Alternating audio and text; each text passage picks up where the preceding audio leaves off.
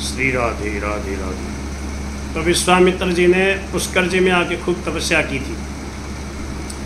मुनिवर विश्वामित्र से भी संतुष्ट नहीं हुए। ब्रह्मा जी ने उनको कहा अब तुम ऋषि हो गए हो, और ऋषि मात्र से वो राजी नहीं हो, मेरे बोले ब्रह्म ऋषि बनना है। वे तो ब्रह्म ऋषि बनना चाहते थे, अतः वे अपने घोर तप में निमग्न हो गए। मुनि का आश्रम सुंदर वृक्षों और सघन लताओं से घिरा हुआ अत्यंत ही सुंदर था। वह पुष्कर कुंड के निकट ही था। पुष्कर जी में जो कुंड है ना, आप नहाए हो क्या कभी? पुष्कर जी में क्या नाम है उसका? ब्रह्म सरोवर, ऐसे कुछ नाम है। तो वो जो कुंड था जिसमें स्नान करते हैं पुष्कर जी में सब, उसके पास में ही वो कठोर तपस्या कर रहे थे। वहीं पर उन्होंने स्वर्ग की सर्वश्रेष्ठ सुंदरी अप्सरा मेनका को देखा। अच्छा, ये पुष्कर जी की बात है, राजस्थान की बात है, जो विश्वामित्र जी के लिए तपस्या करते हुए मेनका अप्सरा आई। वह अपने अंगों में दिव्य अंगराग लगाए हुए थी। उसके शरीर से कमल की सुगंध निकल रही थी। वह अत्यंत ही महीन पीले नीले रंग की साड़ी पहने हुए थी।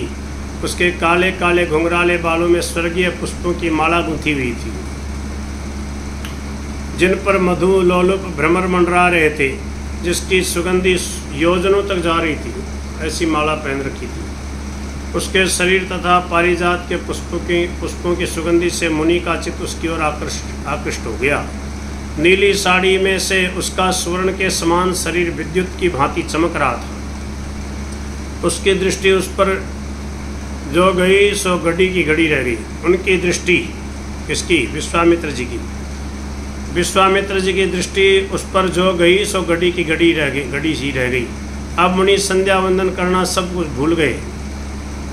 मंत्र कुछ पढ़ते, क्रिया कुछ और करते, कभी न आचमन करते, कभी जल उलीचते, किंतु दृष्टि उस सुर सुंदरी के शरीर पे लगी हुई थी। उसने परम पावन पुष्कर तीर्थ में स्नान किया। किसने? उस नवयुवती मेनका अप्सरा ने। स्नान करने से उसकी साड़ी उसके अंग में सटकर चिपट गई। अब उसके सभी अंग स्पष्ट दिखाई देने लगे। वह बार बार ब्रीड़ा की भाव दिखाती हुई हृदय से बाहर निकली और वह शरीर से चिपके वस्त्रों को बार बार छुड़ाती और वायु उसे फर फर उड़ा देती।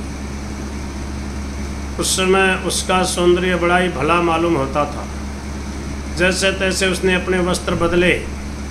स्नान करने से उसका अंगराग और भी अधिक सुगंधी देने लगा। उसने वस्त्र पहनकर संकोच के साथ मुनि के चरणों में प्रणाम किया। मुनि तो यह चाहते ही थे। वे निहाल हो गए। उन्होंने अत्यंत स्नेह प्रकट करते हुए कहा, सुर सुंदरी, तुम कहाँ जा रही हो? लजाते हुए हाथ जोड़कर सिर नीचा करके मेनका ने कहा, भगवान, मैं इस परम पावन पुण्य तीर्थ पुष्कर में स्नान करने ही आई थी। विश्वामित्र जी ने कहा, तुम कहाँ जाओगी? मेनका ने कहा, महाराज, जहाँ भी भाग्य ले जाए। मुनि ने कहा, समीप ही मेरा आश्रम है, तुम चलना चाहो तो आज चलकर मेरा आतिथ्य ग्रहण करो। ये देखो, चित्र भी दे दिया।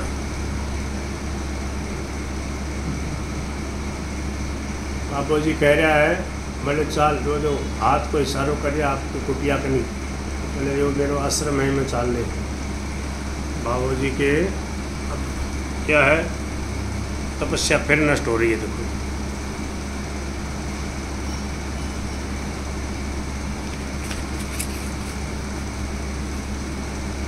मेनका अप्सरा ने कहा, मेरा बड़ा सौभाग्य है जो भगवान ने मुझे अपने आश्रम में चलने के लिए आमंत्रित किया है। मुनि यह सुनकर प्रसन्नतापूर्वक उसे अपने आश्रम पर ले गए। अब तो मुनि भजन पूजा पाठ सब कुछ भूल गए। अच्युत के ध्यान में मगन न होकर वे अप्सरा के ध्यान में मगन रहने लगे। पहले भगवान का ध्यान करते थे, भगवान को ही भूल गए। ऐसी माया होती है, भगवान को ही भूल गए। बताओ, राम राम राम राम, हे भगवान कृपा करो। वह बार बार जाने की आज्ञा मांगती। मुनि उससे और कुछ दिन रहने को कहते।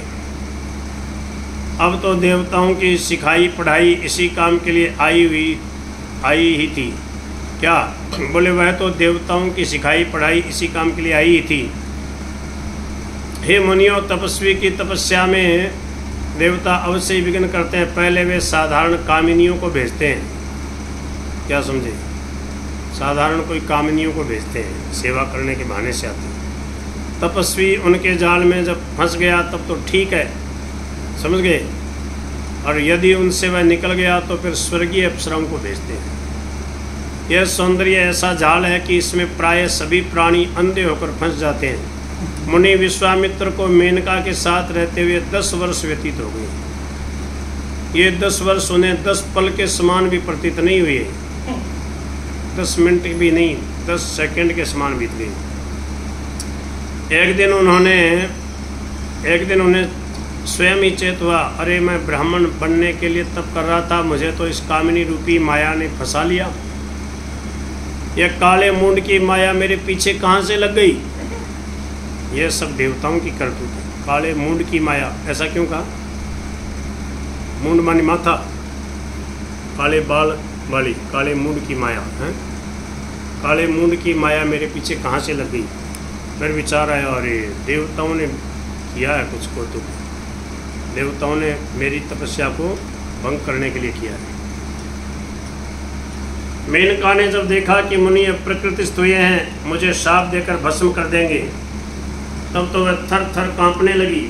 मुनि ने उसे निर्भय करते हुए कहा, देवी तुम डरो नहीं, तुम्हारा कुछ दोष नहीं है। समझदार तो थे बाबूजी, उसको शाप नहीं दिया बेचारी, क्योंकि वो तो क्या थी, एक जैसे गुप्तचर नहीं होता, या जैसे वो होता डाकिया, पोस्टमैन। तो बोले कि दोस्त तो मेरा ही है, मैं तो स्वयं ही तुम्हें ले आया, तुम सुखपूर्वक जहाँ चाहो जा सकती हो। यह सुनकर मेनका के प्राणों में प्राण आए। वह तुरंत मुनि को प्रणाम करके स्वर्ग जाने लगी। वह गर्भवती थी, उसकी एक कन्या हुई जिसे जंगल में छोड़कर वह चली गई। उसका पालन भगवान कण्व ऋषि ने किया, जो बड़ी होने पर चक्रवर्ती महाराज दुष्यंत की पत्नी हुई, जिसे विश्व विजयी सम्राट महाराज भरत की माँ होने का दुर्लभ पद प्राप्त हुआ। भरत की जननी यही तो थी। उसका वृत्तांत महाराज दुष्यंत के प्रसंग में आगे किया जाएगा। उसका वर्णन, वृत्तांत जो है महाराज दुष्यंत के प्रसंग में किया जाएगा, उसका वर्णन। सूत जी कहते हैं, मुनियों, अब विश्वामित्र जी ने पश्चिम दिशा को भी छोड़ दिया। अब वे परम पावन उत्तर दिशा में जाकर कौशिकी नदी के तट पर रह करके उग्र तप करने लगे। ये कौशिकी नदी कहाँ है? उत्तराखंड में है क्या? नेपाल में। नेपाल भी उत्तर में आएगा क्या? उत्तर में आएगा। उनकी तपस्या से भयभीत होकर देवगण लोक पिता में ब्रह्मा जी के पास गए और बोले, भगवान महामुनि विश्वामित्र बड़ा उग्र तप कर रहे हैं, उन्हें आप महर्षि पद दे दें। ब्रह्मा जी ने कहा, हाँ सोच तो मैं भी यही रहा था, अच्छा है मैं जाता हूँ विश्वामित्र के पास। लोक पिता में ब्रह्मा जी हंस पर चढ़कर विश्वामित्र जी के समीप आए और बोले, मुनीश्वर तुम्हारी तपस्या बहुत उत्तम है, मैं तुम्हें महर्षि की उपाधि देता हूँ। महर्षि की उपाधि दे दी, लो, ब्रह्मर्षि की नहीं दी।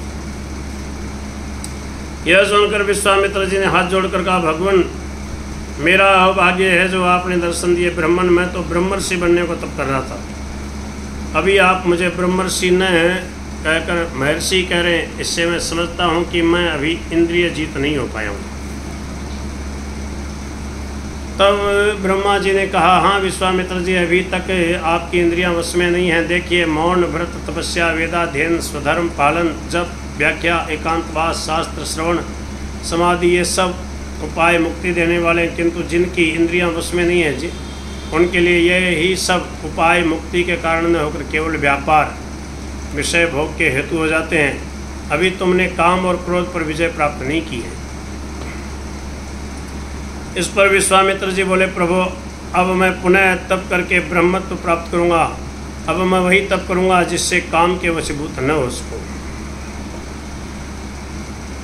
ब्रह्मा जी ने कहा, वत्स तुम ऐसा ही करो, तपस्या में काम ही सबसे बड़ा शत्रु है। एकांत में काम अत्यधिक प्रबल हो उठता है, इसलिए एकांत में कामिनी आदि का आकर अनुराग प्रदर्शित करने लगे हैं तो उन्हें देवताओं द्वारा उपस्थित किया विघ्न समझकर उसमें आसक्त न हो, तुम्हारा कल्याण हो। यह कहकर ब्रह्मा जी तुरंत अंतर्धान हो गए। विश्वामित्र जी कठोरतम तप करने लगे।